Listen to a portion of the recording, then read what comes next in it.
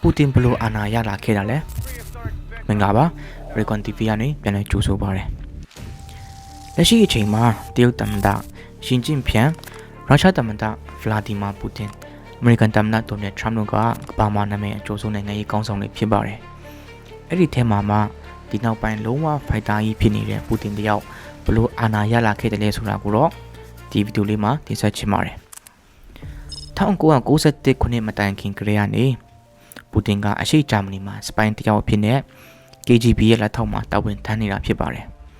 အကုန်လုံးကိုနားလည်နိုင်အောင်အဲ့ဒီအချိန်ကကိစ္စလေးတစ်ခုတည်ထားဖို့လိုပါတယ်1989ခုနှစ်အရှေ့ဂျာမနီနဲ့အနောက်ဂျာမနီကိုခြားထားတဲ့ဘာလင်တံတားကိုဖြိုချခဲ့ပြီးတခုတည်းသောဂျာမနီဖြစ်လာစေဖို့ဦးတည်တွားစေခဲ့ပါတယ်1991ခုနှစ်မှာအဲ့ဒီအချိန်ကအကြီးဆုံးပြည်ထောင်စုလို့ခေါ်လို့ရတဲ့ဆိုဗီယက်ပြည်ထောင်စုကြီးပြိုကျသွားပြီးရုရှားအပါအဝင်နိုင်ငံပေါင်း15နိုင်ငံအထိပြိုကွဲသွားခဲ့ပါတယ်ပူတင်ကမျိုးသားရေးဝါဒီပါဆိုဗီယက်ပြည်ထောင်စုကြီးပြိုကွဲသွားတာကိုသူကမကျေနပ်ခဲ့ပဲဒါကပထဝီနိုင်ငံရေးမှာအကြီးအကျယ်ကမောက်ကမဖြစ်သွားတာပဲလို့ဆိုခဲ့ပါတယ်ရုရှားဆိုပြီးနိုင်ငံစဖြစ်လာတော့သမ္မတတက်လာကတော့သမ္မတဘော်ရစ်ယက်ဆန်ဖြစ်ပါတယ်သူကတိတ်တော့လူကြိုက်မများပါဘူးအနောက်ဘက်အုပ်စုနဲ့ပေါင်းတာရောအေးသမားဖြစ်နေတာကြောင့်ဖြစ်ပါတယ်သူ့လက်ထက်မှာရုရှားကစီးပွားရေးတွေထိုးကျလက်ဆမှုတွေများအကျစ်ပြတ်ပြီးဖြစ်ချင်တာတွေဖြစ်နေခဲ့တာပါရရှားတယ်လို့စထောင်တော့အစိုးရကဘတ်ဂျက်မလုံလောက်တဲ့အတွက်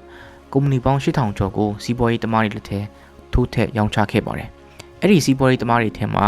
Chelsea အသင်းပိုင်ရှင်ဟောင်း Roman Abramovich လည်းပါပါတယ်စွမ်းရည်တက်သူတည်တဲ့နည်းပညာလုပ်ငန်းတွေကိုလူ6ယောက်ဦးဆောင်တဲ့စီးပွားရေးသမားအုပ်စုကအပိုင်တွင်းသားခဲ့တာဖြစ်ပါတယ်အဲ့ဒီအဖွဲ့ကို The Oligarchs လို့ခေါ်ပါတယ်သူတို့ကရုရှားစီးပွားရေးကိုလက်ဝဲကြီးအုပ်ထားခဲ့တာဖြစ်ပါတယ်1995ခုနှစ်လောက်အထိပူတင်က KGB အကြီးအကဲဖြစ်ပြီးမော်စကိုမြို့ရဲ့တွဲဖက်မြို့တော်ဝင်ဖြစ်ပါတယ်အဲ့ဒီကတည်းကသူကသူ့အောက်ကစပိုင်ဟောင်းတွေကို Oligarch အုပ်စုတဲ့စားထည့်နေပြီးရုရှားကလူဆိုးကောင်းတွေထဲမှာလည်းထည့်ထားပါတယ်နောက်တော့ပူတင်ကဝန်ကြီးချုပ်အဖြစ်ရက်စံရဲ့ခံအခြင်းကိုခံလိုက်ရပါတယ်မသူမှမသိတဲ့လူတစ်ယောက်ဖြစ်ပါတယ်အဲ့ဒီကာလလောက်မှာဆိုဗီယက်ပြိုကျမှုအလွန်ပြဿနာတွေတက်နေပြီးခြေချင်းညာဒေသကခွဲထွက်ဖို့လုပ်နေတာကြောင့်စစ်ပွဲတွေဖြစ်ခဲ့ပါတယ်ဖြစ်ချင်တော့ခြေချင်းညာစစ်ကောင်ဆောင်တွေကရုရှားရဲ့မြို့အနှံ့ပြနေရ300ကျော်မှာပုံခွင့်တက်ခတ်ခဲ့ပြီးမော်စကိုလည်းတက်ခတ်ခံခဲ့ရပါတယ်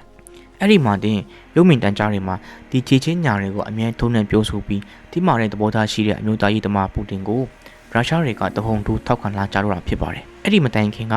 လူထုထောက်ခံမှု200%ပဲရှိတဲ့သူက90%ကျော်ကိုထိုးတက်သွားခဲ့တာဖြစ်ပါတယ်။တချို့သတင်းတွေအရတော့အဲ့ဒီတိုက်ခိုက်မှုက